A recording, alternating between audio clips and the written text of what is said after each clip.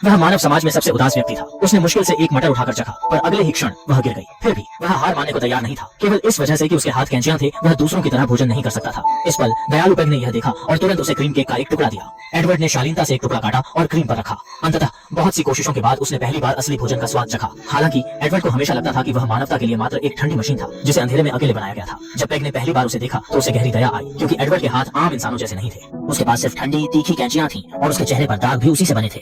इसी कारण पेग ने उसके घावों की देखभाल सावधानी से की और तय किया कि वह उसे अपने छोटे गांव में लेकर जाएगी। जब एडवर्ड ने पहली बार एक कार में जगह बनाई तो वह बच्चों की तरह खुश हो गया। फिर भी कुछ लोगों को यह राक्षस कस्बे में अनचाहा लगा, लेकिन पेग ने इसकी बिल्कुल परवाह नहीं की। जब उसने एडवर्ड को अपने घर में बुलाया तो पेग ने जल्दी से उसे अपने परिवार से मिलवाया। जब एडवर्ड ने पेग की मासूम बेटी को देखा, उसका ठंडा दिल पहली बार हल्का धड़क उठा। लेकिन जब उसने आईने में खुद को देखा तो उसे यह एहसास हुआ कि वह अपने रूप से कभी प्यार का पात्र नहीं हो सकता। उसके पास नॉर्मल उंगलियां नहीं थी, सिर्फ कैंचियां थी। उसने पेग द्वारा दी गई कपड़े पहनने की कोशिश की। पेग ने उसकी मदद की जब वह संघर्ष कर रहा था। सौभाग्य से जब एडवर्ड ने वह कपड़े पहने तो वह विशेष रूप से आकर्षक लग रहा था। जल्द ही पड़ोसियों ने सुना कि पेग ने काले महल से एक राक्षस को लाया है। वे सभी उसकी शक्ल देखना चाहते थे। एडवर्ड को अधिक सामान्य दिखाने के लिए पेग ने अपने महंगे सौंदर्य प्रसाधनों का उपयोग करने का फैसला किया। उसे उदारता से एडवर्ड के चेहरे पर लगाया ताकि उसके घाव कुछ समय के लिए ठीक हो जाए। पर चाहे पेग कुछ भी करे, उसे वह परिणाम नहीं मिला जो उसने चाहा। Darn this stuff.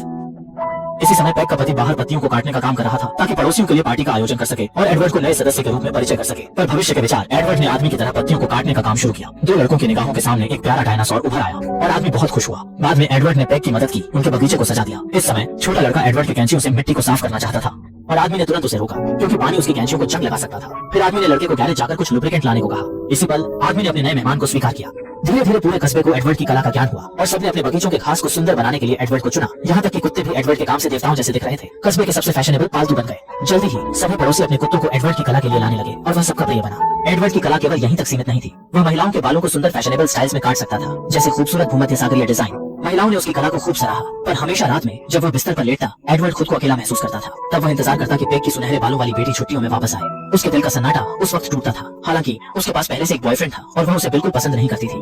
यहाँ तक कि उसका बॉयफ्रेंड भी एडवर्ड को उपयोग करके अपने घर का तिजोरी खोलकर पैसा निकालने के लिए ले गया और एडवर्ड को अकेला छोड़कर चला गया, जिससे वह जेल के खतरे का सामना करने लगा। उसी पर जब वह जेल में बंद होने को थी, तब एडवर्ड ने अपने वास्तविक पहचान को याद किया।